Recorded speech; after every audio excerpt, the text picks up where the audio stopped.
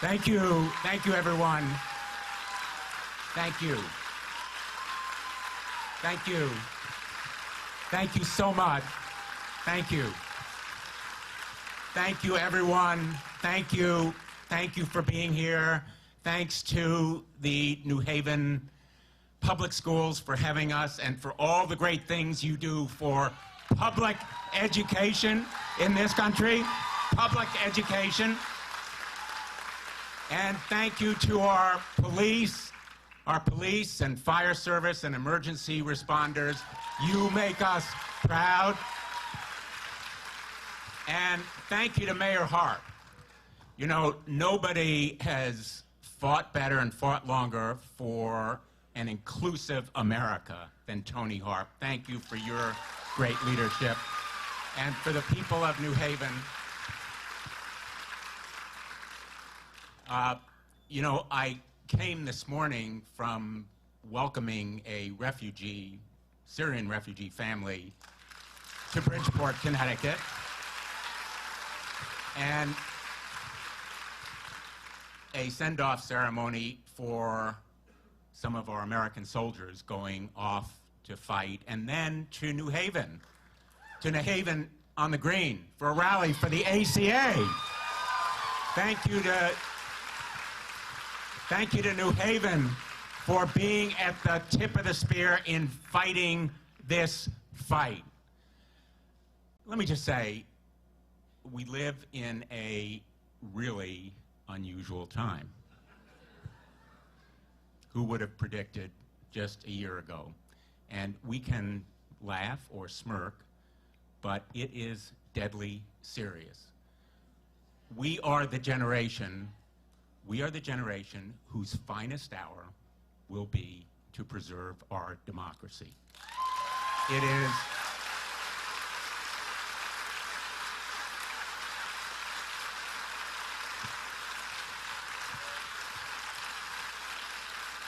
It is that simple. It is that simple and that serious.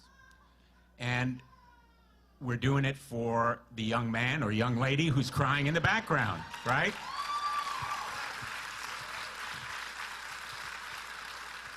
You know, never before in our history has there been so much conflict and chaos in the White House or in the federal government. Never before have there been such deep conflicts of interest where people are profiting from taxpayers' money and from the public treasury. Never before have American values been so threatened. Never before has our power been potentially so recklessly and impulsively used around the world. So we are in the fight of our lives. I am in the fight of my life because I am fighting for your lives. And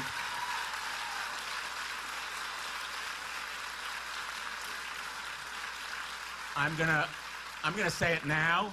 I'm gonna say it now, and I'll say it again. And if you remember nothing else, when you leave here, I need your help and your support so I can fight tooth and nail, use every tool that's available to me to make sure that we keep the Affordable Care Act, that we fight repeal, to fight to save our planet from the climate deniers and the effort to roll back environmental protection, to make sure that we preserve Social Security and Medicare. These are inheritances to us. People fought for them, and now we need to fight to preserve them. And who would have thought these many decades after Roe v. Wade that we now need to fight to preserve women's health care and reproductive rights?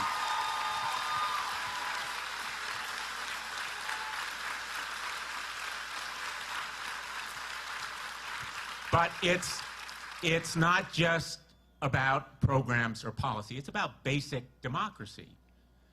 We need to fight to preserve a free press from the unrelenting attacks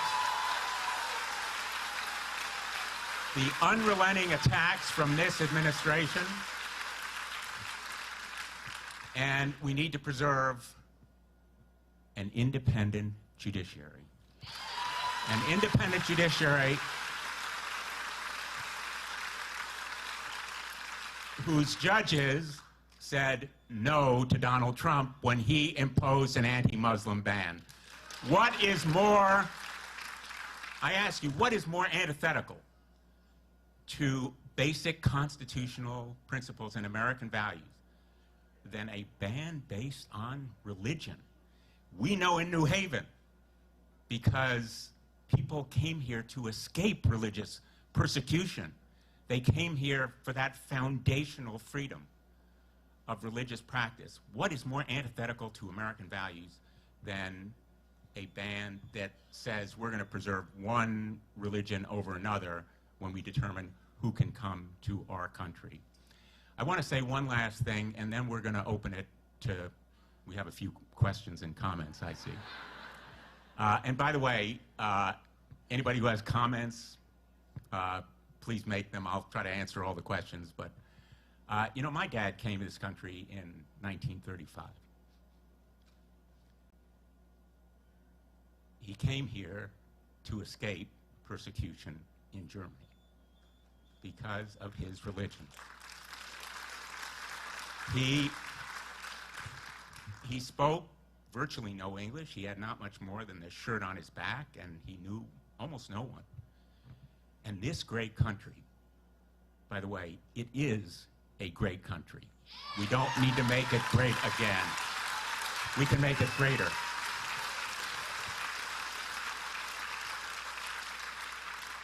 This country gave him a chance to succeed, and I thought when Donald Trump did his announcement of his ban on people coming to this country from Muslim majority nations, a Muslim ban, when I saw his, in effect, unconstitutional executive order, I thought how sad and ashamed my dad would be today. Because it really is about America. And so you're being here, you're willing to fight, you're willing to give your time and your effort and show the kind of courage that you are doing is very much a part of the American tradition. And I'm determined to fight tooth and nail. I know you are too. And thank you so much for being here. We will continue.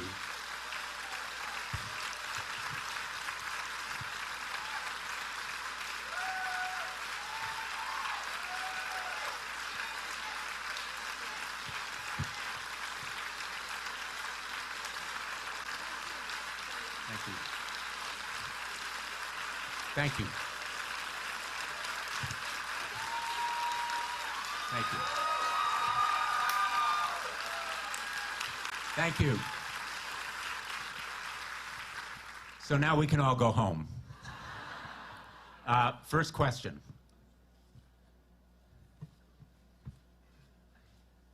Hi. Just a quick comment after this town hall. There's a satellite phone bank for the special elections happening, and we need to keep Connecticut blue. They are at Mactivity on 285 Nicole Street, so come help out if you can.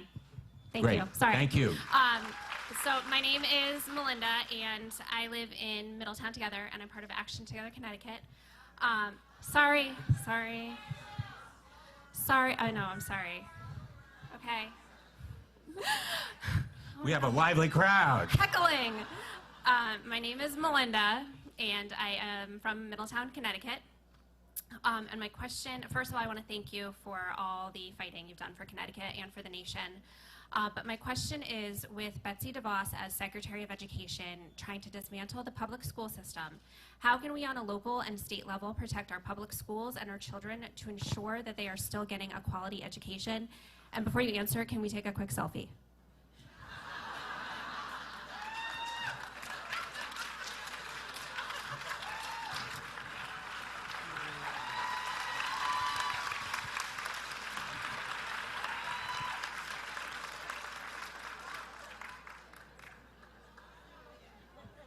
Thank you. What a great question. How appropriate to begin with that question in one of the great public school systems in our nation. Thank you to New Haven and to all who have supported it. I voted against Betsy DeVos.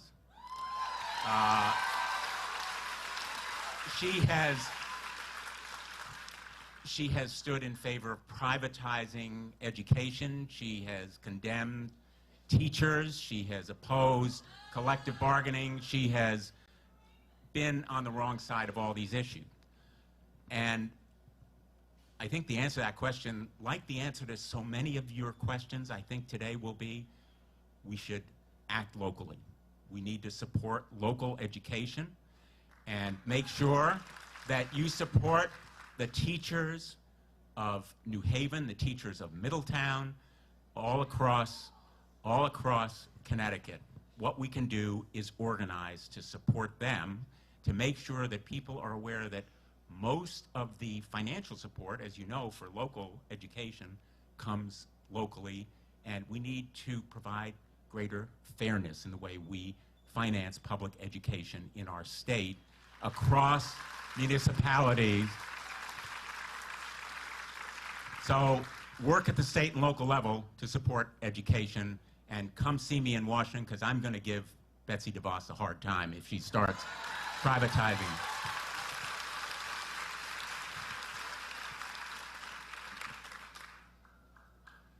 Good afternoon, Mr. Blumenthal. You're a fine man. Question I have to answer here today. I request you to answer. Number one, I'm not a risk taker with Trump. That's number one. But number two,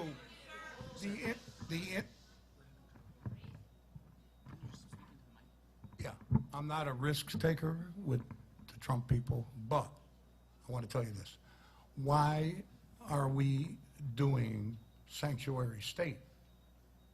Well, we shouldn't. And if you heard in the news a couple days ago, a deported, illegal alien, not legal. Legal's different. All our families mostly came from legal aliens with papers through Ellis Island, my family too.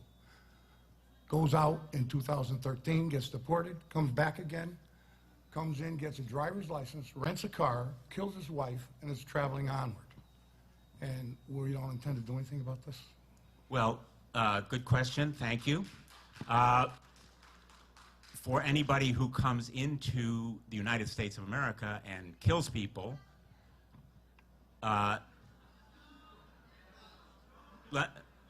me just quickly answer that question. Anybody coming into the United States who kills someone should be apprehended and prosecuted.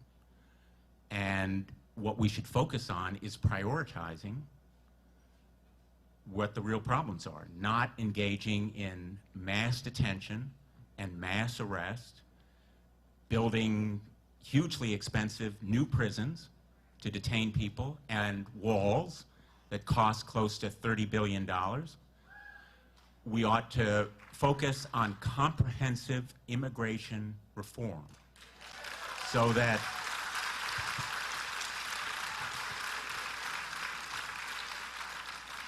the 11 million people now living in the shadows, who work hard, they pay taxes, they raise families, they have children, including the dreamers who've been brought here as young children, can be given a path to citizenship.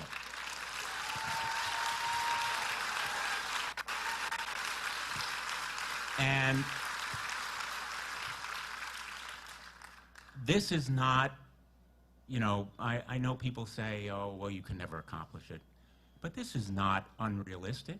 We actually passed a comprehensive immigration reform bill just several years ago with bipartisan support.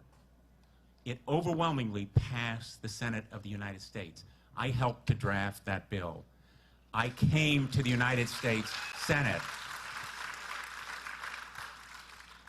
I came to the United States Senate because my passion is to make sure that people like my dad, who was a refugee, people like that Syrian family this morning, people like my guest, the State of the Union address this Tuesday, who is a refugee from Afghanistan, will have the opportunity to come here. We are a beacon of hope. our strength is our diversity. And we can do that again if we have the right leadership. And if Donald Trump listens to the America that is a nation of immigrants, and we are a nation of immigrants, and gets out of the way if he won't lead.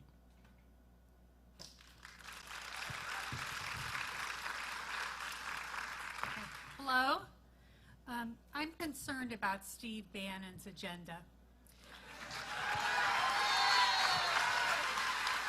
And I'm wondering what you and other like-minded senators are doing to thwart him and what we can do.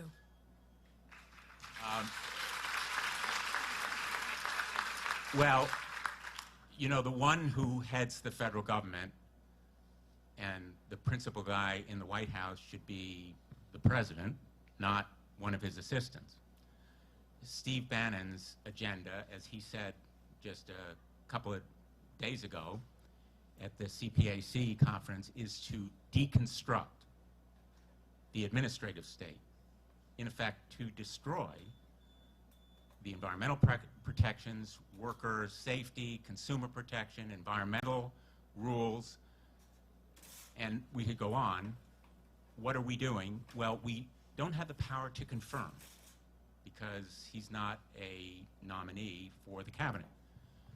But we can oppose the policies, and we will, and fight those policies, because ultimately we will have to approve appropriations.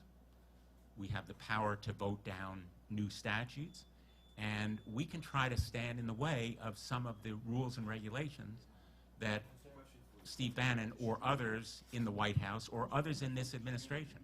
You know, we have a Secretary of Health and Human Services who says that we should eliminate women's reproductive rights and the Affordable Care Act.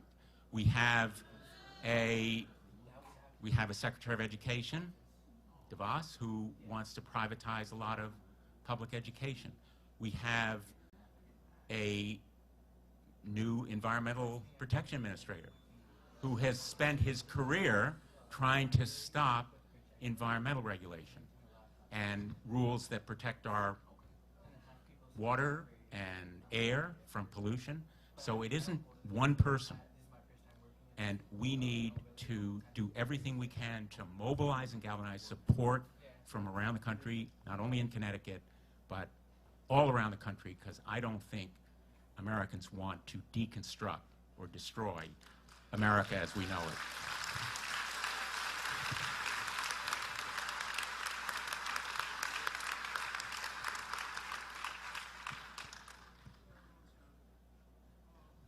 First concern was, first of all, eloquently covered by Mayor Harp, and just continuing with the last questioner.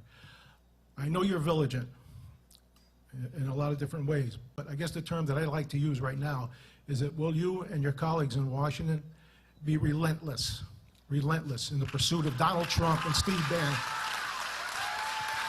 and the destruction of our democracy and our Constitution?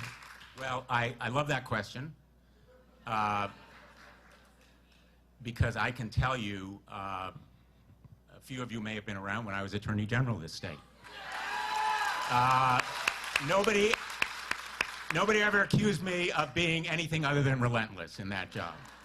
Now, I will tell you, I know you can all keep a secret, but there are days when I miss that job because I could sue the bad guys, and there are days when I wish I could sue this administration, and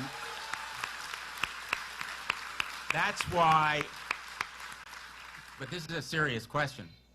That's why I will do everything I can in terms of legal action outside the Senate, as well as being relentless in the Senate to stop, to resist, and to be relentless in opposing any infringement on the power of courts, to uphold our Constitution. And just one more word. You know, we can talk about alternate facts, but nobody is above the law. And we'll make sure the law is enforced.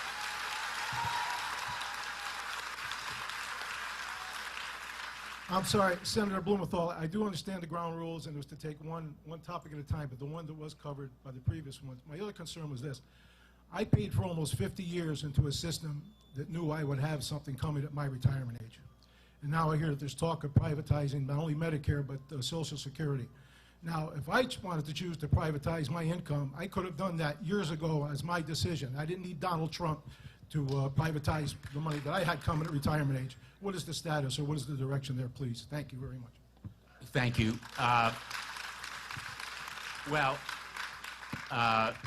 Thank you.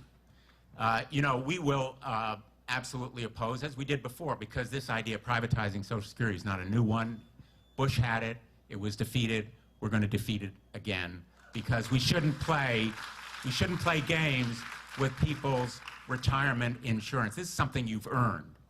If anything, we should be strengthening Social Security to increase the cost of living allowance so that inflation really is measured accurately. You know, seniors have different cost of living than others in society because they have different costs, and those costs are rising, like pharmaceutical drugs. And so we ought to strengthen Social Security also by removing the cap on the payroll tax. There are reforms we can do, but no privatization, no means test, no raising the age of receiving Social Security.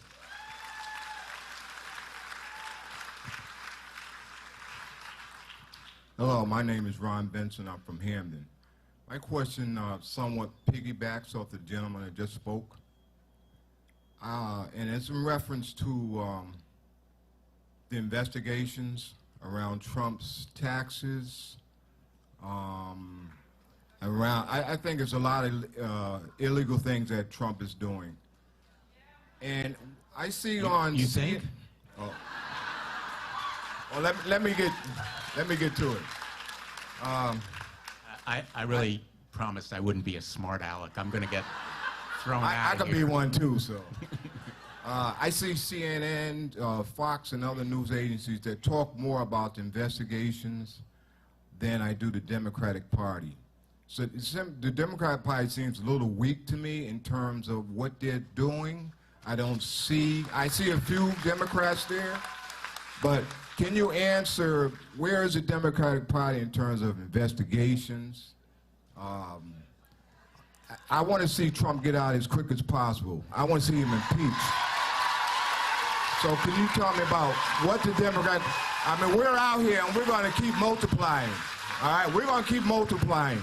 So what's the Democratic Party doing? They're behind us, way behind us, I think, at this point. You got to get stronger. You got to get new blood in there. Got to make it happen. Impeach him. Dump Trump. Get him out of there. Well,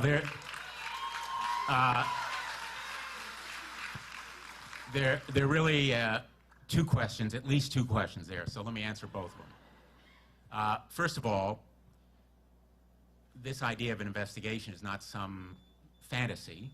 There is an investigation going on by the FBI into contacts by the Trump administration with the Russians before the election and afterward. And I don't know what that investigation will ultimately disclose, but it is very, very serious. And there should also be investigations, and I think you may have been alluding to this topic, into the benefits and payments and permits that are going to the Trump organization at hotels and other facilities around the world. I'm sure you know, but let me just repeat.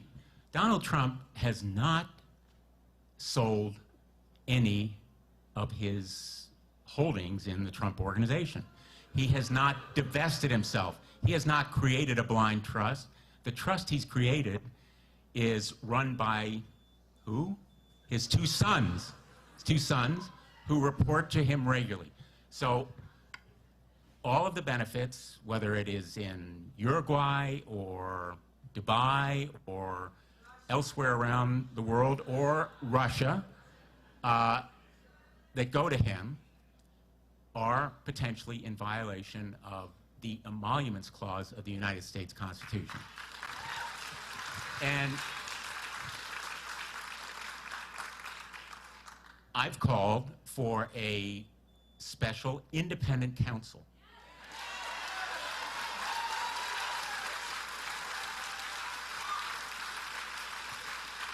who would investigate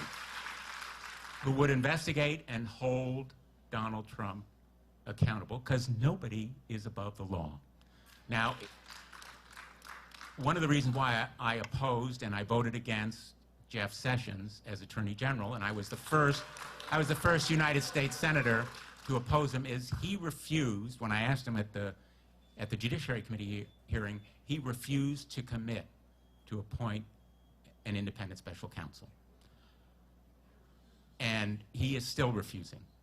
So we need to mobilize support, and we need to, I'll be very blunt, we need to persuade our Republican colleagues and mobilize support around the country so that we have an independent investigation, which is well warranted, into the Flynn contacts with the Russians before and after, with other contacts that may have occurred with the Russians or with other foreign powers that were unauthorized and potentially corrupt.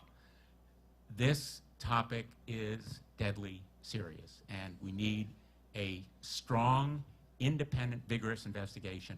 And to answer the second part of your question, the Democratic Party ought to get behind this idea right away, now.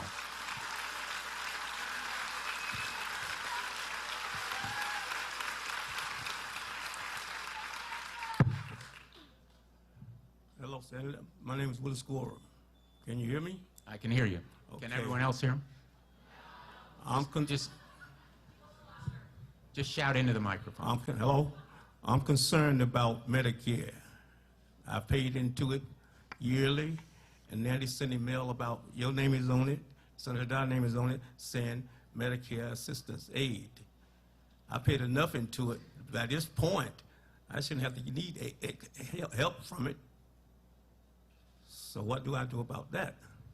Well, one reason why we're going to hold the Secretary of Health and Human Services accountable is he wants to decimate Medicare. Now, I have a prediction, and you all have followed the difficulty that the Republicans have encountered in trying to repeal and replace, right? It's not as easy as it looks.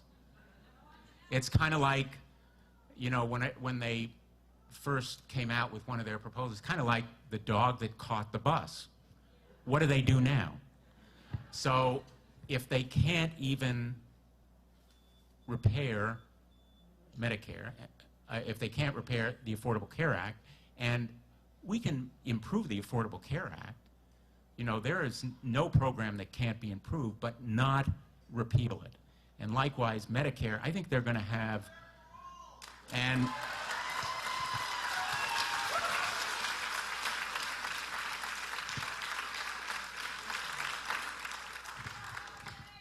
you took the words right out of my mouth.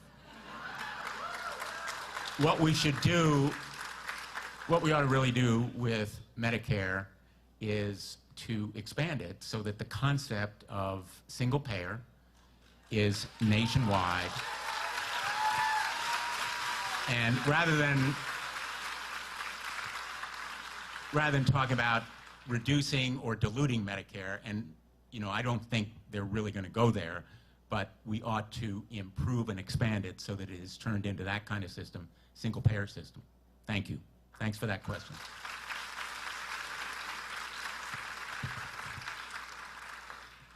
Hi, Senator, and thank you for coming today.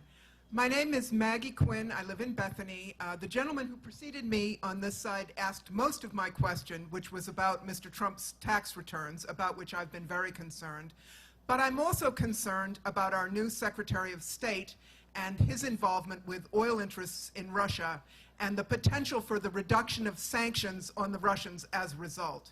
And I would like to hear what your opinion is on that and what you in the Senate and what we as constituents can do to assist you in retaining sanctions on our most dangerous enemy.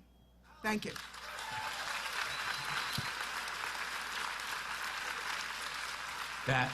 That is really a great question. Let me just, in a snapshot, give you what Russia is doing around the world. First of all, I met with, here in New Haven, last Sunday, members of the Ukrainian community who are very concerned about their friends, relatives, loved ones living in Ukraine, where Russia has launched unprecedented aggression. They're buzzing our destroyers in the Black Sea. They're sending warships off our coast.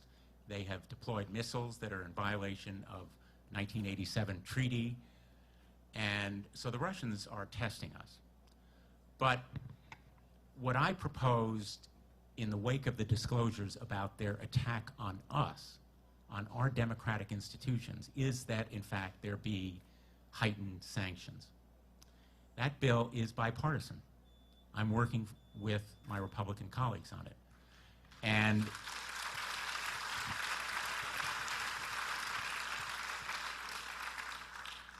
I want Rex Tillerson to come testify before the United States Senate and tell us,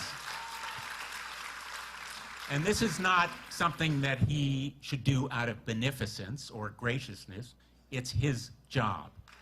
And I want his support for a sanctions bill that we have introduced. Put aside Russian aggression from abroad. Think of what they did to our democratic institutions. They hacked into both the Republican and Democratic Party. This action was a cyber attack, an act of warfare. It was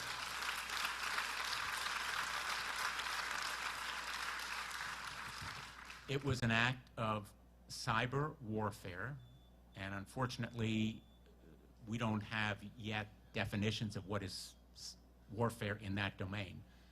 But it is more than just espionage. You know, we spy on each other. People say to me, oh, well, that happens all the time. Russia spies on us, we spy on them. But this was more than just spying. This was changing the outcome of an election. And we might not be here in this auditorium today. I love being here, but I'd rather be here for a different purpose. We might not be here but for what the Russians did in the months leading up to that election. We should hold them accountable. We should hold them accountable. And we ought to impose sanctions on them. The Russian economy depends on oil and gas. Without oil and gas exports, it is even flatter on its back than it is now. We have real leverage here. We ought to use it and impose those sanctions, and I'm going to fight for that bill.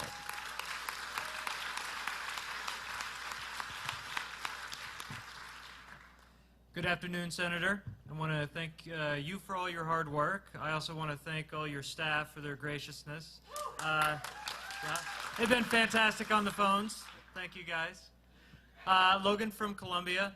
I just wanted to maybe address the elephant in the room and ask you a very simple but very tough question. Perez or Ellison? Well, I'll answer that question tomorrow. How's that?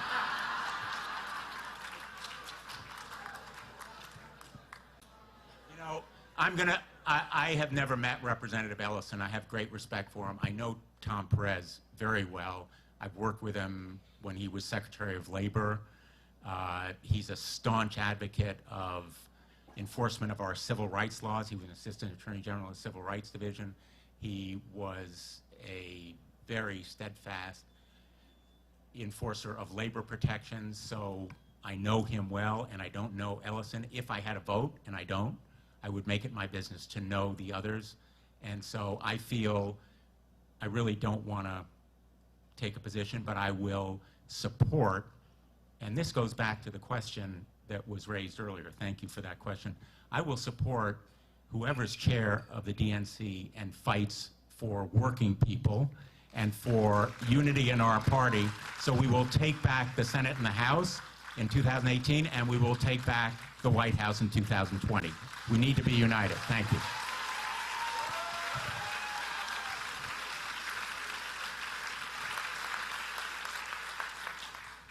Can everybody hear me? Yes, okay. Thank you, sir. And thank you for your service. Getting a little emotional. It'll calm down in a minute. I am an immigrant, and I have paid taxes since the day I arrived in this country. I am here today not only representing my own interests, but also because I am on the fundraising committee of Planned Parenthood.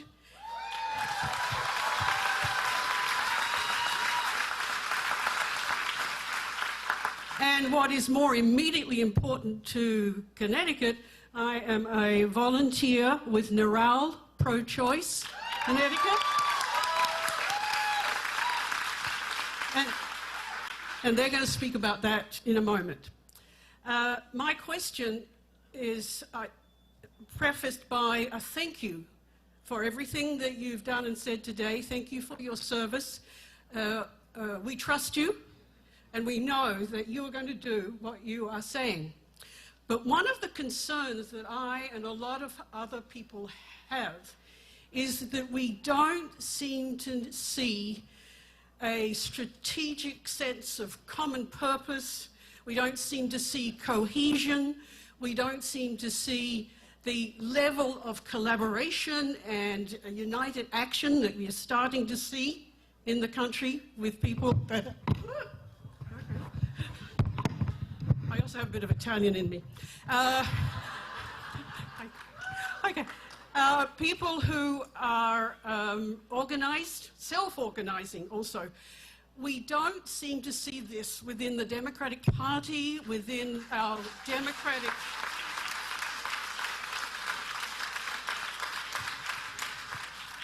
representatives, yes, yeah. We see you all doing a lot of individual stuff, which is great. But my question is, will you please be a carrier of a message to all of those folks to say that we need to see, we need to hear what the strategy is. What's the short term for dealing with these crooks, yes? And these people are trying to hijack our democracy. Yeah, I may be Australian as well as American, but I'm very American. And what is the long-term plan to basically address all these issues that we've been talking about today, to bring our constitution and our electoral system up to date and effective? Yes? So, please ask them, tell them what we've said, and please ask them, we need to see and hear and know what's going on. Thank you. Thank you.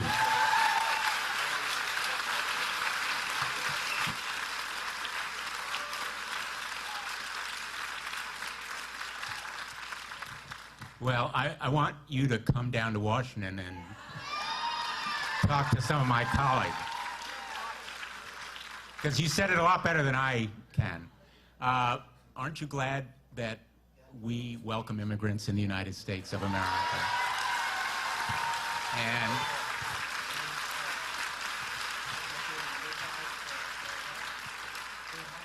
thank you for the great ideas. First of all, we do need a strategy. Although it probably seems that Trump has been in power for years, it's only been 5 weeks, believe it or not. It seems like years to me. I'm going to be just very honest and blunt. We are grappling with this new world of constant distraction of the not 24-hour news cycle, the 5-minute news cycle, because he will tweet at 6:30 in the morning. I've been the recipient of one of his tweets, as you may know. And then an hour or so later, there's a news conference where he denies something that has happened right before your eyes and says we're going to impose a Muslim ban.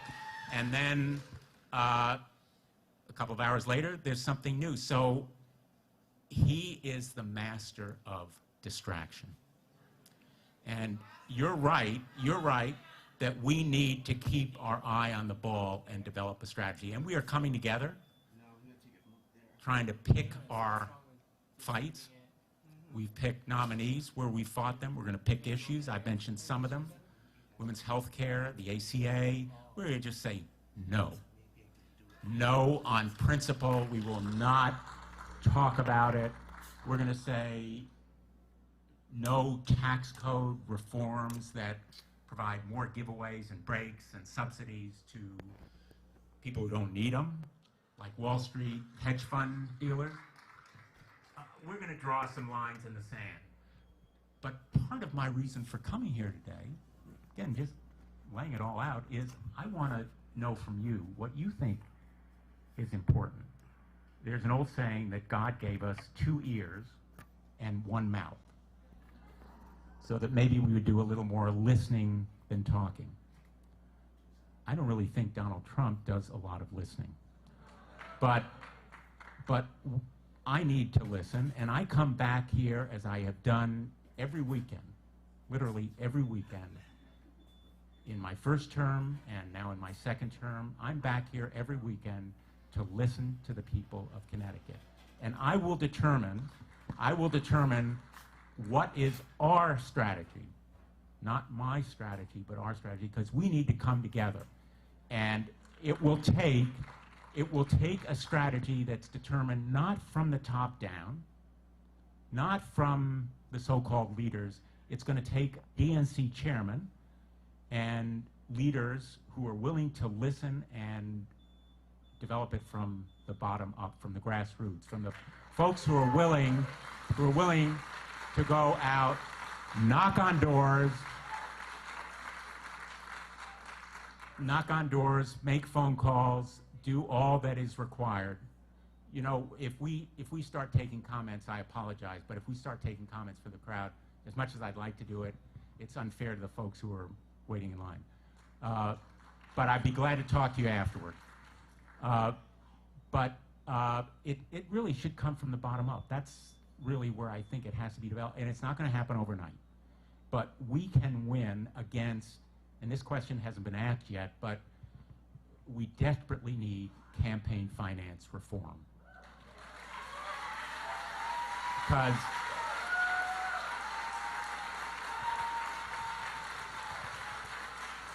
Because right now, the people who have the megaphone, the people who have the voice in determining the strategies, often of both parties, are people who have the dollars. And we need campaign finance reform to end the corruption. It is really a form of corruption in our system. And to make sure that we give equal voice to the folks who are knocking on doors and making phone calls. And I'll just finish with this thought. We know from recent campaigns, Bernie Sanders, right? That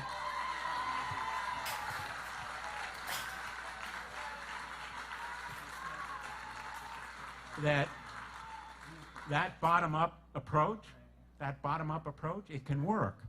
So let's focus on developing a strategy. We desperately need one that reflects what people think in the communities, in the neighborhoods.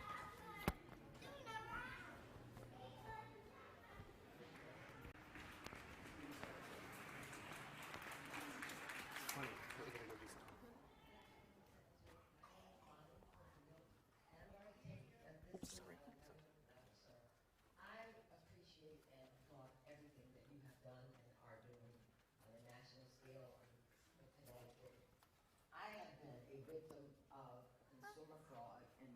first year anniversary is February 17th. I have contacted your office. I have a file this thick. It's a personal issue. It's regarding a vehicle. It's Chrysler, and it seems like everyone in the world is afraid of these big conglomerates. No one will approach them. I know you would, and that's why I contacted you. I need your help, sir. Well, why don't you leave your packet with me? Okay. And I have to explain it to you. I mean, there's notes, there's evidence, there's receipts, there's a ton. Well, I have been documenting this for 1 year, sir. you can step into my office after we're done here. Okay. And I've spoken my with office Josh. right here. Hi, Josh. Okay. Let me just say, on defective Yes. autos, Yes. I have helped to lead in the Senate when GM produced a defective ignition switch that literally killed people, and it was covered up. We got a compensation fund. We pursued a settlement when Takata produced airbags that still, many of them are out in the streets in cars that, again, killed and injured people because they exploded. When people got into fender benders and minor accidents, we have gotten a compensation fund, and there have been prosecutions as a result. VW violated the laws by fiddling with the emissions testing. Nothing is more important to me than these consumer violations. This was my bread and butter when I was Attorney General. And I'm going to continue this fight. You know, it's hard to get people to pay attention to them because, again, the distractions are so multiple these days, but we need to make sure that people like yourselves who have complaints, legitimate complaints, get some satisfaction. So before you leave, make sure that we talk. Okay, thank you.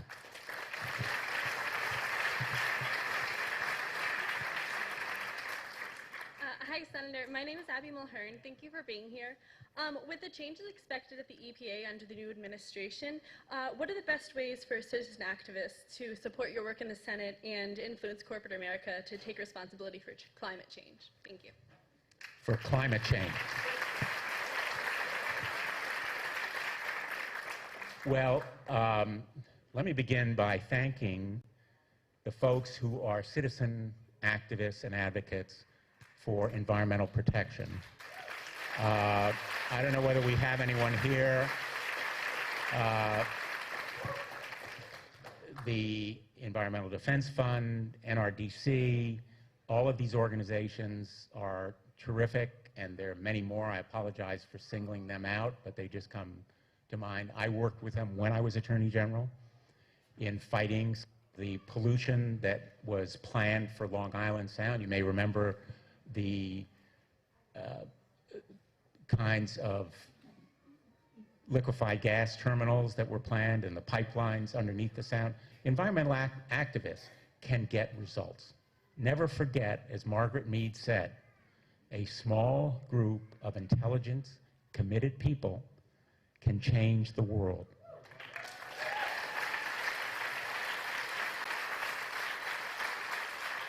You got to remember, you got to wait for the best part of this quote.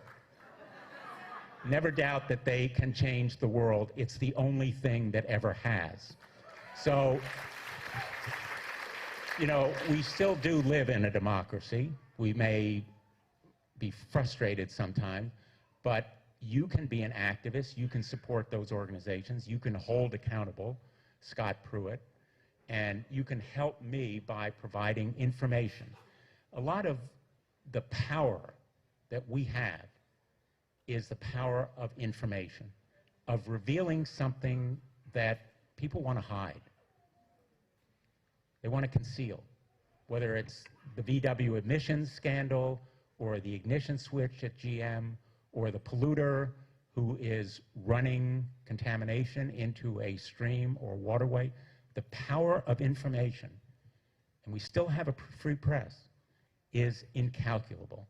So work with those organizations, pick a cause, and help us to hold accountable the people who are in power so we can speak truth to power. And you will help us do it. You're helping us by being here today because your being here today sends a powerful message that people care. People care about these issues. So we can talk, and I've got great staff. Thanks for that comment about my staff. They are great. And work with others. You know, we also, I want to give credit to our delegation. We have a great delegation in Congress. I sometimes wish I could point people in the direction of one of my colleagues from Connecticut and say, you know, she or he is on the wrong side of this issue. But we have, because it would, you know, give you something where you could advocate. But our folks are really terrific. And what I would suggest is you pick a congressman from another state. Adopt a congressman. And work with, I'm just, you know, just saying, and I could give you some suggestions for colleagues in the Senate, not from that far away. And we can go to work on them and work on them together, looking to 2018. You know, we can make a difference in 2018. You on that side? Hi, Senator Blumenthal. My name is Max Rosenberg. As an advocate for the Alzheimer's Association, I'd like to thank you for all your support. My question to you is, do you feel that bipartisan effort to advance the research and put this topic in the forefront of healthcare priorities? Come on over here, Max.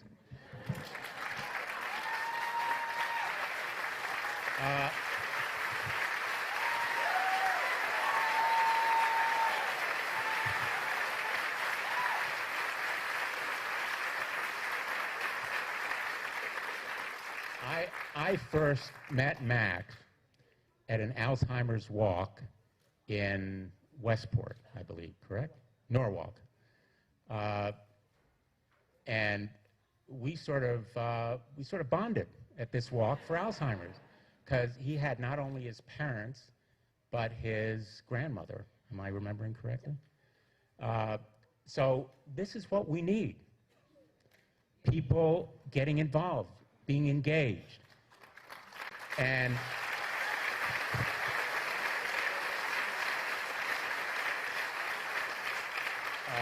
in answer to your question, we are fighting for more funding and appropriations for Alzheimer's, even if you care nothing about the human suffering. And of course, we all are touched by this disease. Whether you know it or not, you have loved ones who either now or will suffer from it, because it is growing so astronomically, our awareness of it. But even if you care nothing about the suffering, think of the costs, the dollars and cents, in our failure to research better treatment, cures for Alzheimer's and other kinds of similar dementia-related diseases. So this is a cause of mine. That's why I was at the walk with Max. He is doing a great job as an advocate. Thank you, Max, for being here today. I'm going to continue working for this topic. And by the way, this is a bipartisan cause. Susan Collins, who's a Republican from Maine, myself, a number of others have taken this cause as a real mission. The 21st Century Cures Act, which we passed, has additional funding for it, but we need more funding to support the doctors and researchers who are doing great work. And Max, you keep after me, okay? You keep in touch. Thank you.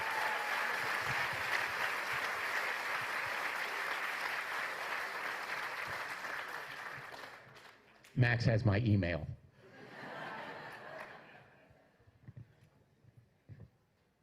Why do I have to follow Matt? Seriously? Are you kidding me? Are you kidding me? But seriously, Matt, let's look each other up later. I want to friend you on Facebook. I want, first of all, to thank you, Senator, for being an A-plus senator, okay? You know? and I'm holding on to this because I'm nervous, you know. This is the first time I've gotten involved, and thank you, Trump. I have a lot more friends now. That's the only thing I can thank him for. But I wanted to say I'm so proud to have voted for you in every election. And by the way, next time around, I'm going to kick it up a notch and work at you re-elected.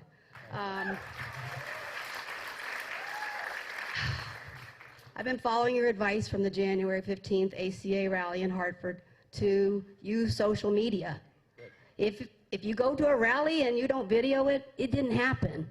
And I'm fumbling my way through Facebook. I'm making faux pas right and left, but I'm trying. So I wanted to say that I believe all of our efforts, rallying and making calls, they are making a difference. But as 5 weeks in, I'm realizing that getting good people elected is even more crucial.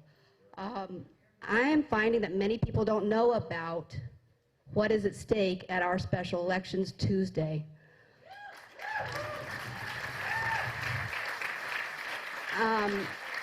I find that a lot of people don't know about the hearings in the state just this past Wednesday. I couldn't go at work, but a lot of people didn't even know, and I want them to know, and I want them to care. What are some, I was just going to say, where am I? Oh, I don't have money to contribute every time I sign a petition, but if I continue to neglect my family, I can find some time to get off my butt to canvass or phone bank.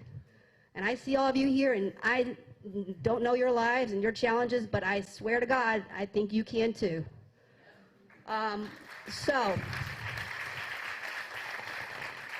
Having said that, what are some specific things? I like specific things that we can do to help regain a congressional majority in Connecticut and Washington, help you. Thank you so much. Thank you.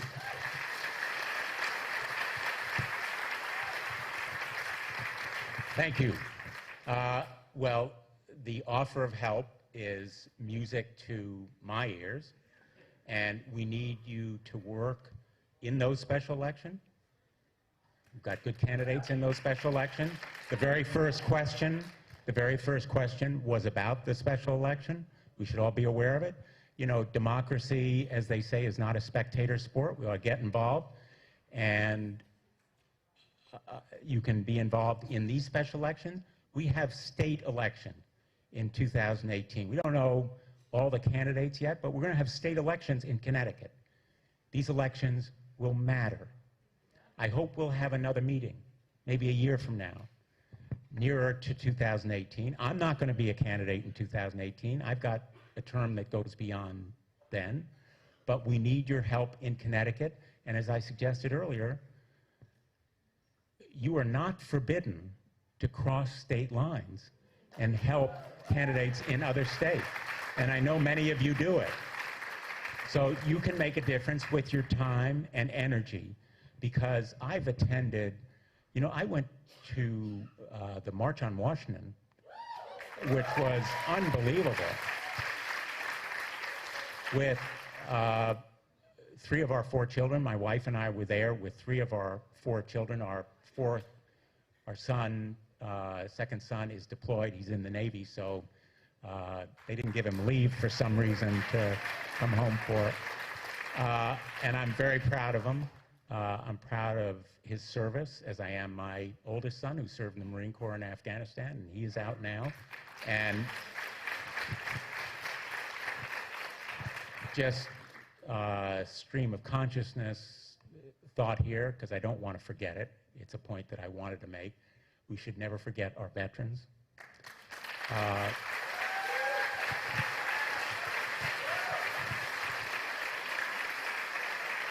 And by the way, what has Donald Trump said about our veterans? Has he shown a lot of support for our veterans? So you can be active and vigorous, and again, contact my office, because we can provide some direction for you as to which races. Maybe it's your choice about where you want to go. But also, you know, organizations like the NRDC, like NARAL, pro-choice, like Planned Parenthood, also have political arms. They have a nonprofit 401c3, and they, for example, Planned Parenthood, right down the block here, provides wonderful medical care to countless women.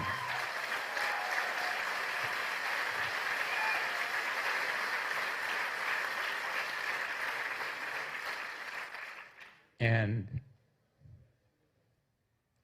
some of my proudest moments in the Senate have been to fight the effort to defund Planned Parenthood.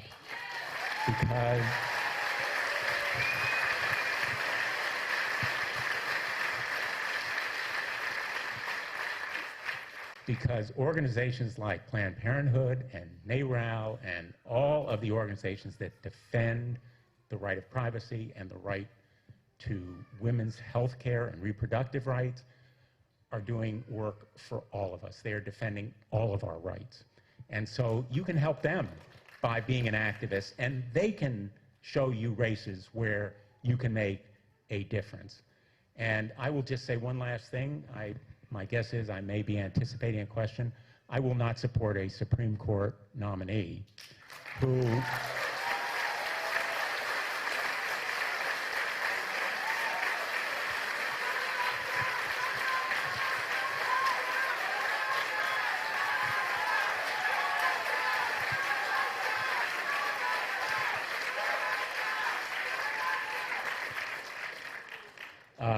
and one of my complaints about Neil Gorsuch is that he failed to answer my question about Roe v. Wade. Now, I was, I'm going to date myself a little bit here.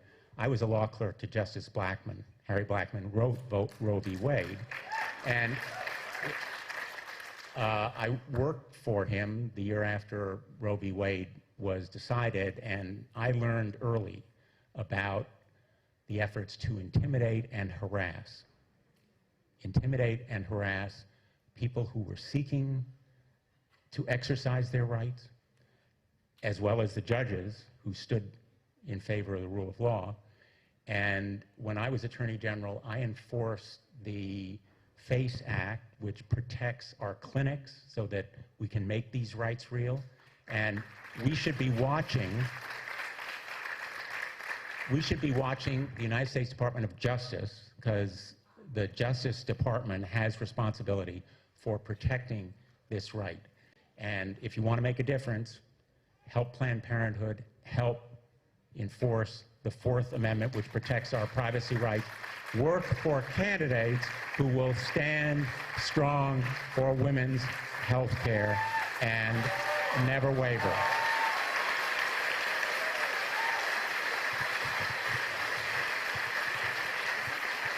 Whenever it's threatened, every time. Thank you.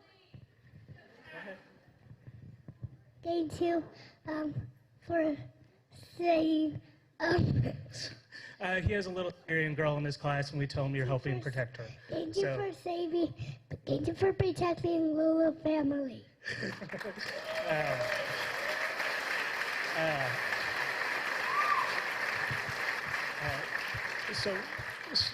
David Goldstein, I live here with our family. Didn't she already ask your question? Sorry, it's not going to be that easy. I worked in politics previously. I know you saying you're not going to support Judge Gorsuch. That is not you saying you'll help filibuster him. And to be honest, Mitch McConnell is counting on you and your other senators like Chris Coons in Delaware, like Dick Durbin in Illinois, to not filibuster. That's why he blocked Judge Garland, because he felt you guys would not repay in kind. You are playing into an anti-constitutional move by our Senate Majority Leader by not supporting the filibuster, by not coming out in favor of it. If he passes through, that will be the deciding vote on Roe v. Wade. That will be the deciding vote that breaks the back of labor, which has built our Democratic Party from the ground up.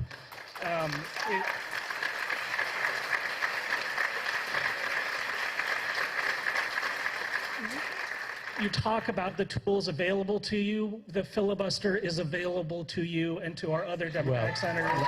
Please put it to use.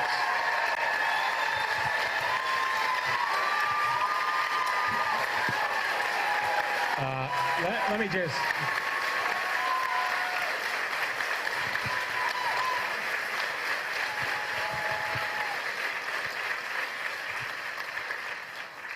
let me just clarify. I will use the filibuster.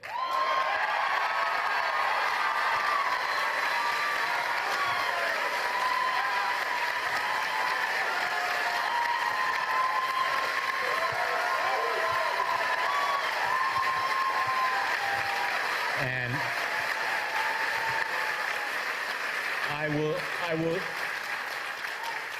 I will use every tool at our disposal to fight a nominee who will change the balance of power, who is out of the mainstream.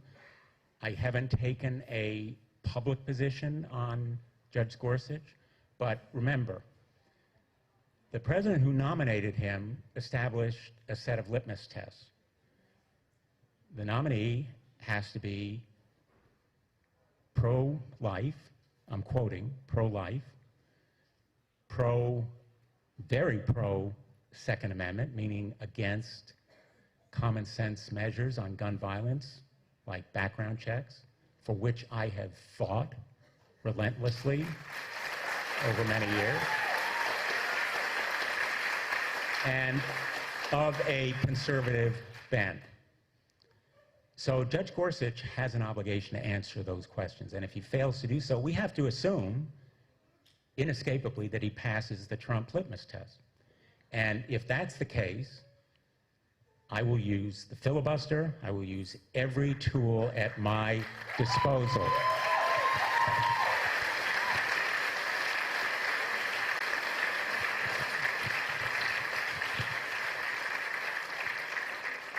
Which I have said before, but I'm glad that your daughter gave me the opportunity to clarify. Thank you. Thank you all. Hi, I'm Dave Whiten from Branford, Connecticut. I'm a Democrat, but I want to give a shout out to my fellow citizen over there who's a Trump supporter. Thanks for coming. Thanks for raising that question. I'm tired of being cut up into us and them. This is not a Democratic town hall. This is not a Republican town hall. It's an American town hall.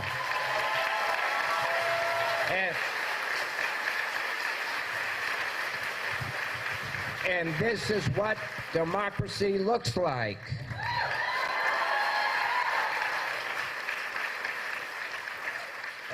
Here's my question. Just yesterday, there was a report that the White House asked 2 chairs of the Select Intelligence Committees to say that there's nothing in this Russian-Trump connection. The chairs agreed and began to call reporters off the record to spread this White House propaganda. This is an attempted cover-up, plain and simple. We all smell a rat. Lindsey Graham and John McCain claimed at one point that they were supporting an independent investigation. Suddenly, their voices are silent.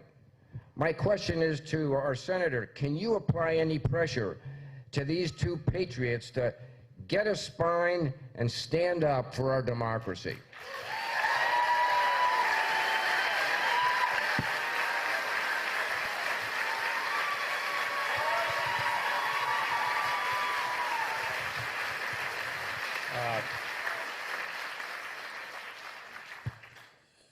The answer is yes, and I will.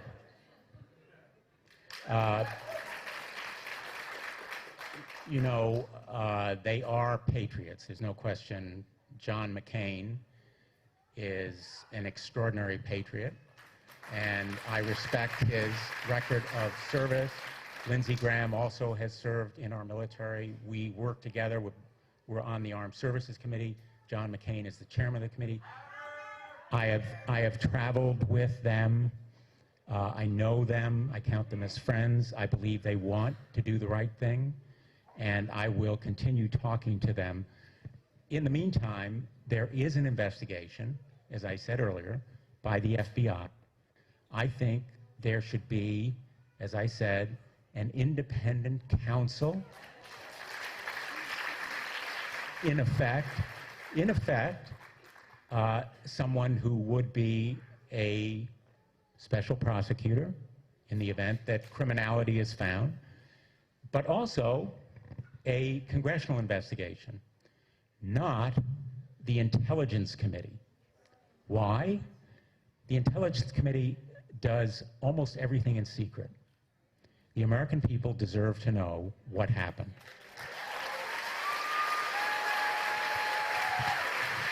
So I have talked to both Senator McCain and Senator Graham and others in the Senate on both sides of the aisle about some kind of congressional commission who would look into these issues without interfering in the FBI investigation, but seeking the truth and making the truth available to the American people, not, to use your word, and it's the right word, not propaganda from the White House. So I will work with them and continue to talk to them, and I'm very, very hopeful that we can make some progress. Thank you.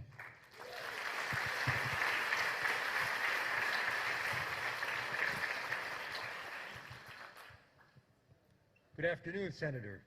Fred Musanti from Shelton. And I've met you before many times. We have, yeah. Yeah. Can you, everyone hear him? Everybody hear me? Can everybody hear me now? All Okay. right. I know you can speak up. Not my president. But this gentleman's absolutely right. This is not a Republican or Democratic meeting, and this is not a Democratic or Republican hall, and I have tried to frame my answers in terms of what's right for America, not for one party or another. So I'm sorry to interrupt. Go ahead. On Thursday, I was watching television at noon while I was eating lunch, and Trump was in the Oval Office surrounded by corporate executives, and he was signing an executive order about regulations where they was going to gut the regulations of the United States to protect consumers, protect public health, protect the environment, protect labor, everything that goes down to the level of the ordinary American. I just finished reading The Unwinding, which was George Packer's book from a few years ago, which won the National Book Award, about how America went in two directions starting around 1970, and all of the money went into the pockets of one half of the people, and none of it went into the other half. And everybody, all these people lost their jobs, and they can't find jobs anymore. The people that benefited were the people standing behind Trump on television on Thursday. And they were all grinning. They were real happy about what he was doing. And I can tell you that we're really faced with a disaster in public health. The people that were there represented Kraft Foods, Archer Daniels Midland, Monsanto, and a number of other corporations that are primarily responsible for the epidemic in obesity in this country, which is costing us an arm and a leg and costing just an amazing amount of money being sucked out of the economy and sucked out of our pockets and into the pockets of these rich people and these corporations. So I think, first of all, that the Democratic Party has to stop taking money from corporations, has to stop taking money from Wall Street, and that means that ordinary people are going to have to step up and fill the gap. What I'd like to know is how you would address this and what you think we ought to do, the rest of us ought to be doing while you're working in Washington in Congress to fight this. What do you want us to do? First of all, thanks for that great question. The President of the United States can do some things by executive order, but he can't eliminate statutes that are on the books. And when he does, we have recourse in the courts, in the legal courts, and in the courts of public opinion. Because at the end of the day, when there's contamination and people get sick from it, or adulterated food and children are harmed or families, when these regulations, and I won't go into all of them, are violated and abridged, people are harmed. And we can reach out to people generally, and that's where you can be so important. What can you do to help me? Share your stories. Share what you know, where you see these rules making a difference in your lives. Because what's so difficult for me often is to convey the real impact that protecting consumers or protecting the environment has on everyday lives. For people in Washington, it's an abstraction in many instances. So you can help me that way. You can also, I hate to be repetitive, support the organizations. And there are advocacy organizations in the food area, as well as in every one of these areas. There's organizations. You can go to the internet and support those citizen activist organizations. And then you can invite me to your neighborhoods, and I'd be glad. I spend a lot of time in Connecticut going to a lot of different meetings. You know, there is I think it's a joke that if there is a garage door opening, Blumenthal will be there. Now, one of my opponents used this, and he used it as a criticism, and I said, wow, that's a badge of honor.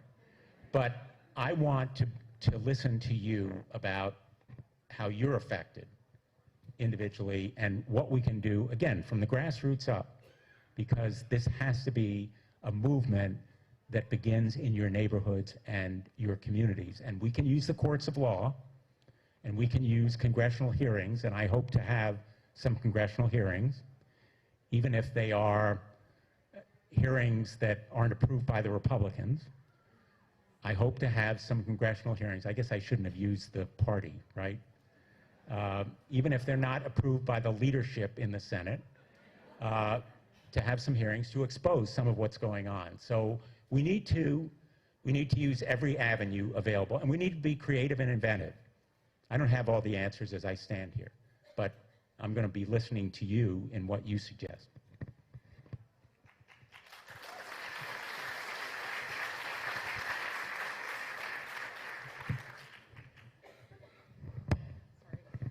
Hi, Senator Blumenthal. My name is Julie Parr.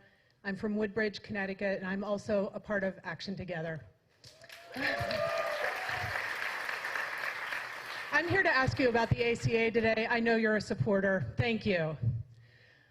I'm wondering, part of my grassroots activism today is to ask you if there is paradoxical and possibly symbolic value in having you sponsor a bill in the Senate to preserve the ACA, one that would cover more people at lower cost with the same quality of benefits we have now, one that would not feature HSAs or block grants or work requirements or annual or lifetime caps, and for which we would pay no more than the next 10 richest countries.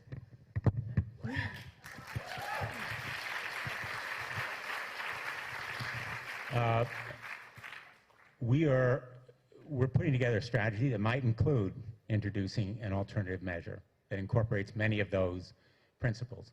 But let's keep in mind what's most important here. Healthcare should be a right. And once you begin with that principle, a lot of the other ideas flow from it. And I come back, and here's something to keep in mind when you're talking to friends who may not agree with you. Put aside, again, the human factor, the pain and suffering that comes from disease that is untreated before it grows more serious. Prevention saves dollars. It saves dollars as well as lives. I sued the tobacco companies. You may recall, we sued the tobacco companies to prevent kids from being targets of marketing and advertising, and kids are the ones who begin smoking because of the pitches and slick ads that are directed to them. And I said to people, you know, we can actually save money, because if you don't have to treat those diseases, society as a whole saves money. The same is true of obesity, of cancer that's caused by other environmental factors, where we educate people about things they can do to help prevent disease. And that is one of the essential parts of the ACA, prevention. It saves money. And just one more thought, you didn't mention it, but I want to say it.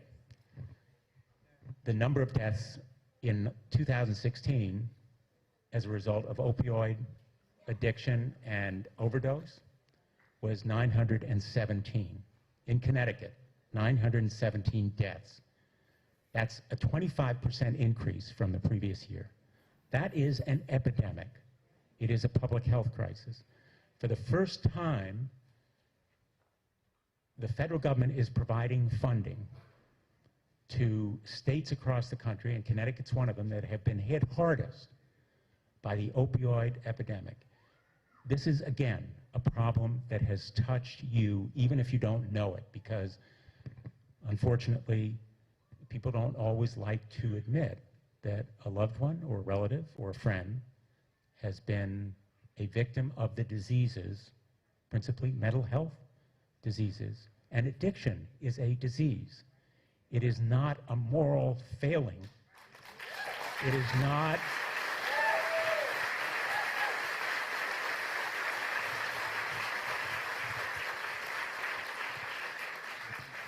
It is a disease that we need to treat.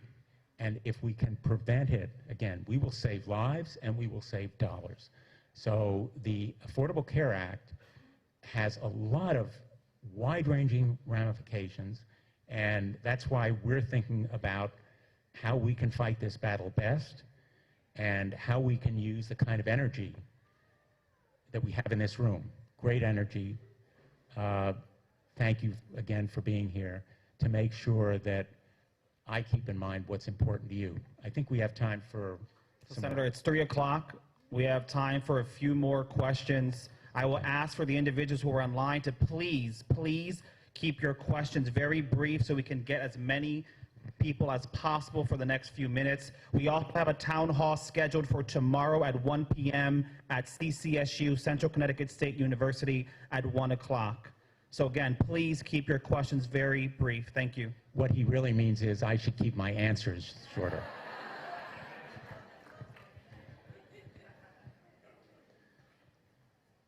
Hi, hello, Senator. Can you hear me? I can hear you. Okay. Can everyone hear? Okay.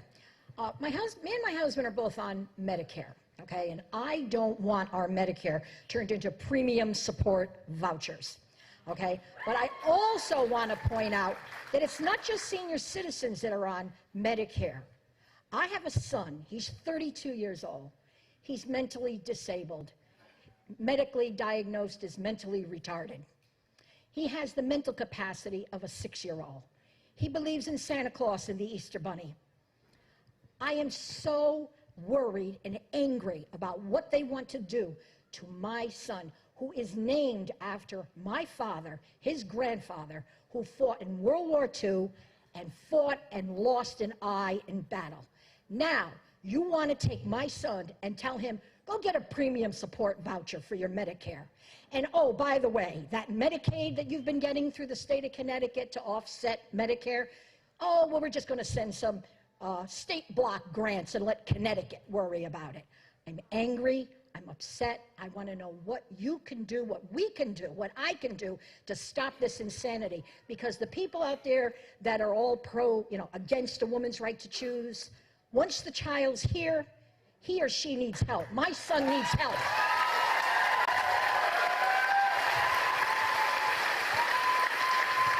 And I can't stand by anymore and listen to their nonsense down in Washington about premium support vouchers and throwing some Medicaid grant our way to let some politician up in Hartford make a decision what's in the best interest of my son. I'm just very, very upset what's going to happen to him after my husband and I die.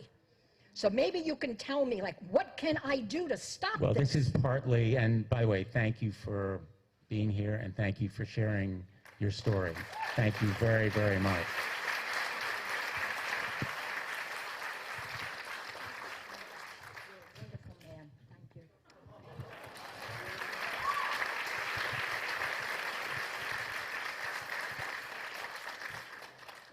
And I love your shirt, too. This is both a state and a federal issue. And what I'm going to do is I'm going to talk to you after we're done here, because I want to give more people an opportunity to talk. But we're working on legislation at the federal level that would provide some relief. And I want to tell you in more detail what it would involve. So rather than going into all the technical stuff here, I'm going to move on to the next question, but I want you to wait when we're done. Okay, thank you.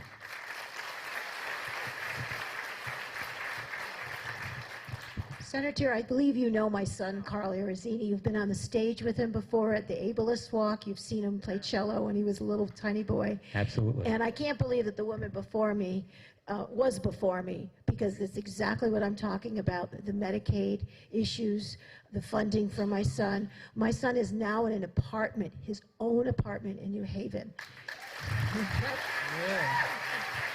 And he has worked so hard. He goes to Bethesda Lutheran Church in New Haven. He takes taxis by himself, but he needs help in the bathroom. He needs help cooking. And, you know, we are being asked to prove literally every 3 months that he still has autism. And they say to us, well, his condition will probably improve. This is Medicaid. However, as much problems as there is with Medicaid, a block grant would be disastrous. Without the state having 50-50, forget it, they'll give us nothing. And I want to thank you for supporting the Schumer bill. Our little group, we have 10 adults with disability children. We've been lobbying in Hartford. We call ourselves Connecticut DDS Families First. I think you have met us. But thank you for being here, and hope you remember Carl. I do.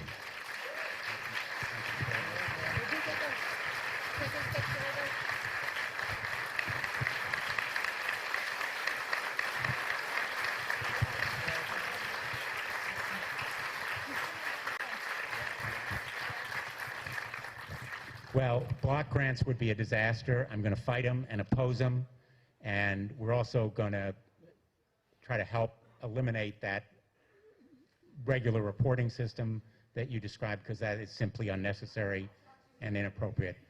And talk to me or Andrew or Joe once we're done here. Thank you. Thank you for coming.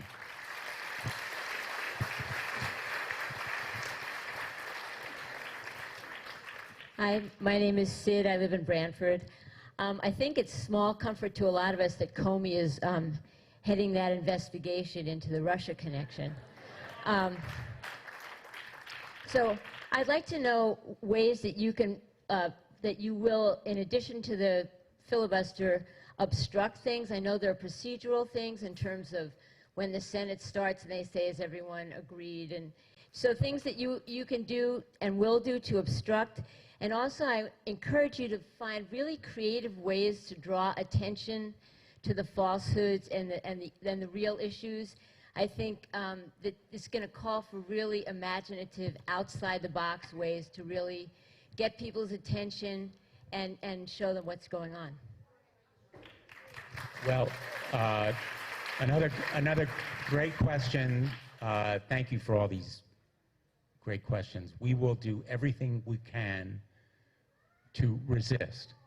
I'm not going to use the word obstruct, because we're not obstructing. We're using our rights in the minority to stop bad things from happening.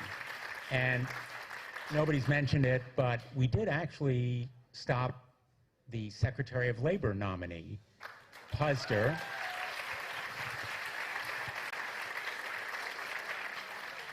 You know, it helped that he was against the minimum wage, that he committed domestic abuse, that he was against worker protection, particularly for women, that he was against pay equity, equal pay for equal work, and he wanted to be Secretary of Labor.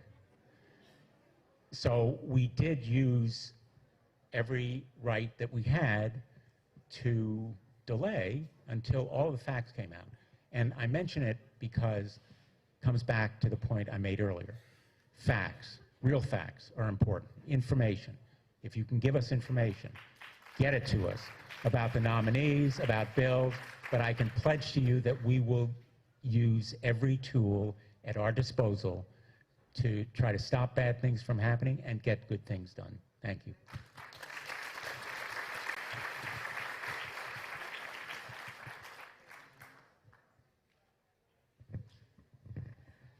Hi, Senator Blumenthal. Thank you so much for being here and for being our advocate in Washington. I'm a scientist. I have a lab here at Yale. And after the election, I started Action Together Connecticut, a grassroots organization that's mobilizing people.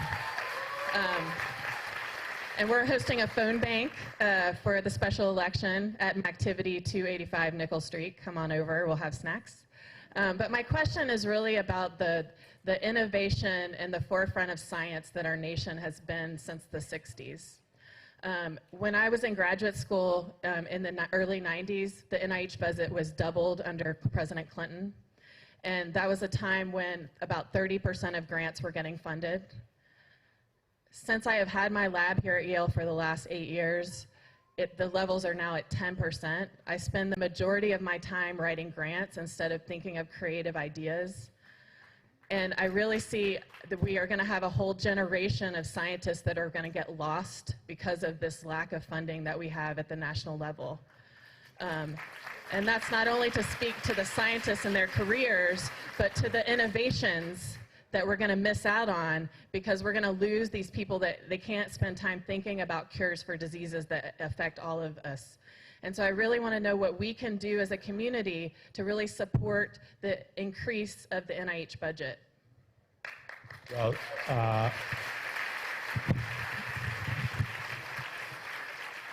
that is a profoundly important question, and it touches on a lot of the areas that we've raised, going from Alzheimer's to cancer to immigration. You know, some of our best scientists are immigrants. Albert Einstein, for example. And you can probably give me a lot more. But we do need to support the NIH budget. We have increased it, but before you think I'm taking great pride or credit, let me tell you, it is way less than it should be. So we're fighting that battle. And I'll just put it very starkly. Instead of spending $30 billion on a wall,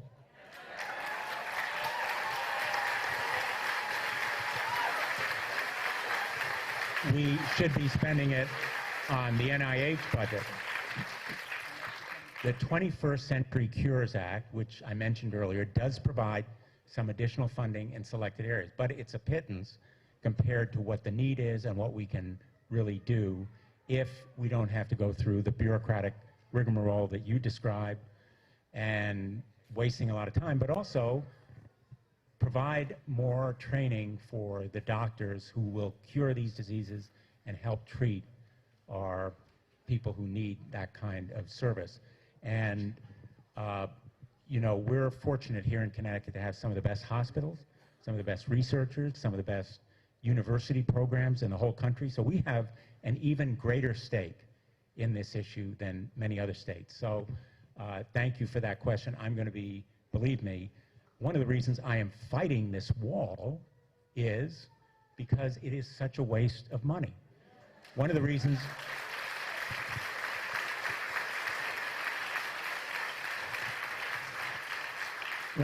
I'm fighting mass detention when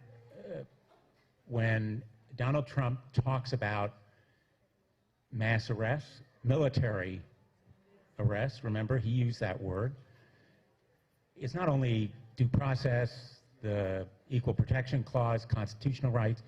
These detention facilities are going to cost billions and billions of dollars. Wouldn't we be better off funding your lab?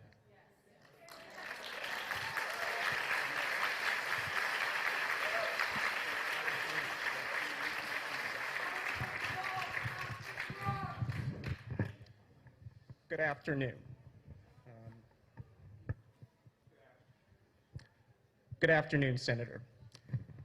As a regular user of the region's rail system, I remain very concerned about your continued opposition to the NEC Future Investment Program.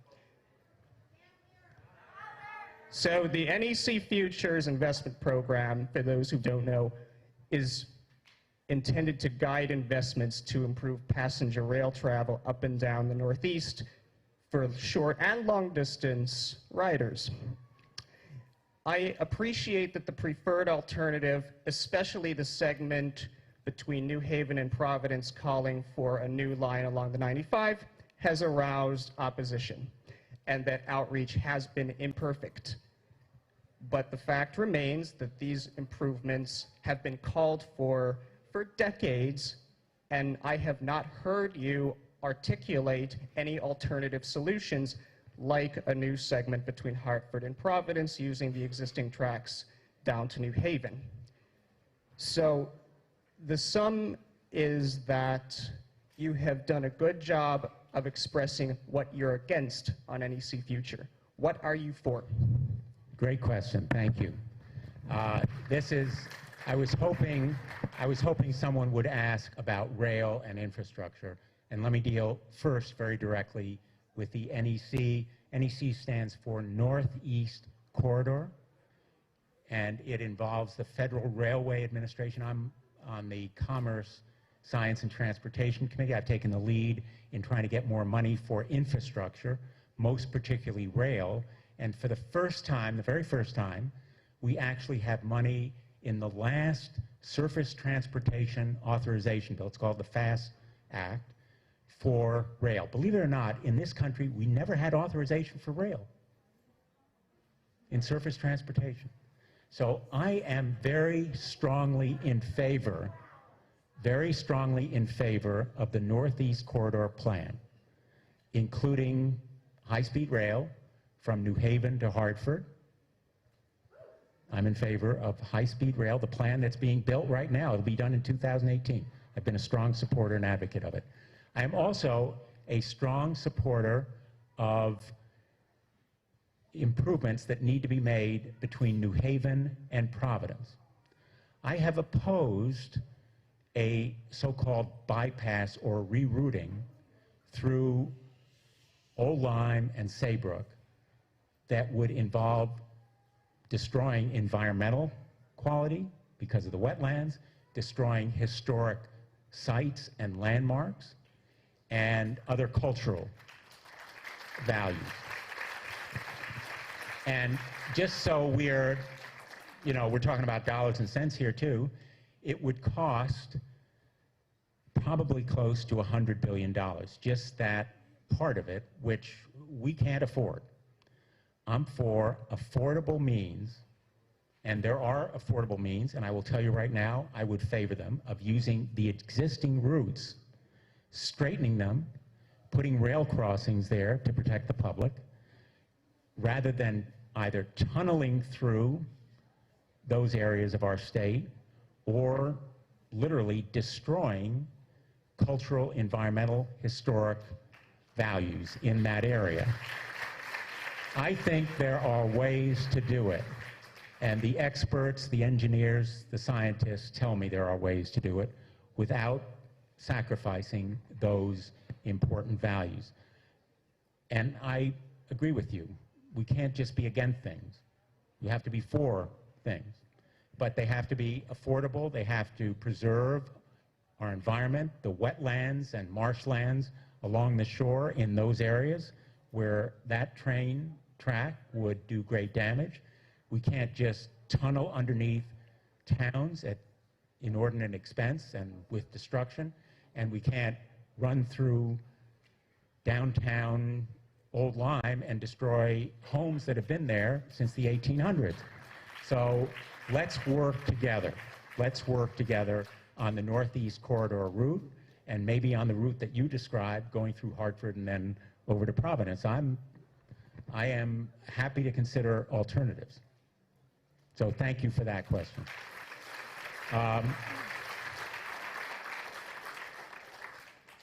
Yes, sir.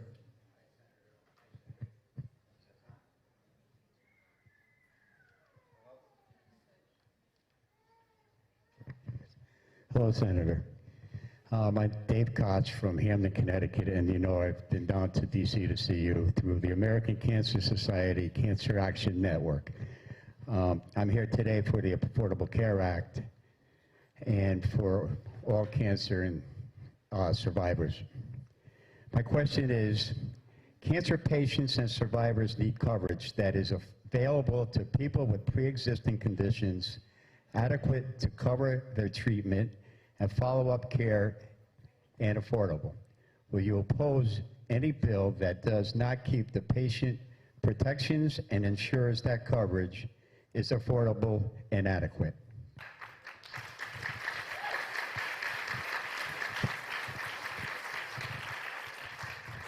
Yes.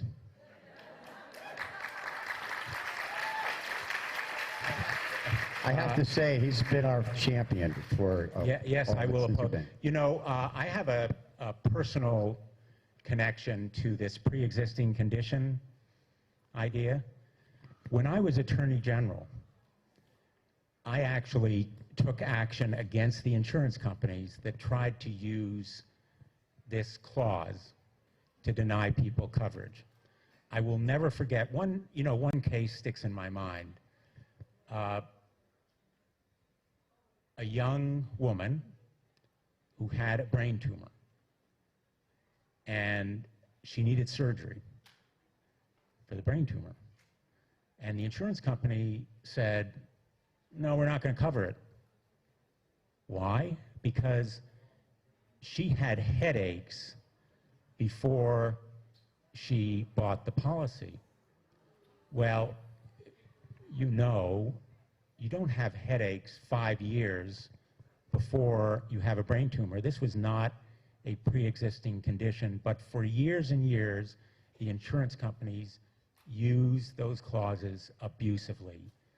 And I feel so strongly, so passionately about the Affordable Care Act on this issue of pre-existing conditions, because I know what happens if we roll back the clock, if we turn back to a time when pre-existing conditions could be imposed. They should not be, and they won't be as long as I'm a United States Senator. Thank you.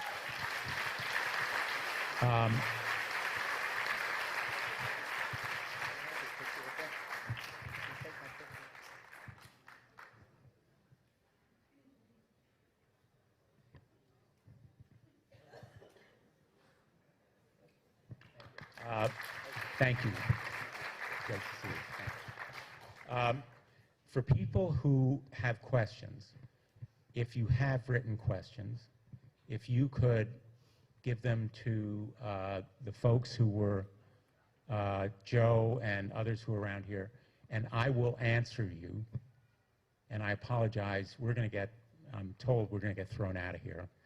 And that would be a little bit embarrassing for me. Not for you, but maybe, well, not really. But very seriously, we are having another town hall tomorrow in New Britain. It's not that far from here. I know you've been very, very patient. These questions have been extraordinary. Let me just say how much I appreciate the thought that you've given to these questions and the patience that you've shown to sit through my long-winded answers. We will be doing this again, because one of the answers to the question about what can you do is to come to town halls, to go to the marches, to show you care, and to give me your views so I can listen to them, take your voices and faces back to Washington, and do a better job. Because certainly I need to up my game in this new era. So thanks for coming out. Thank you. Thanks, everyone.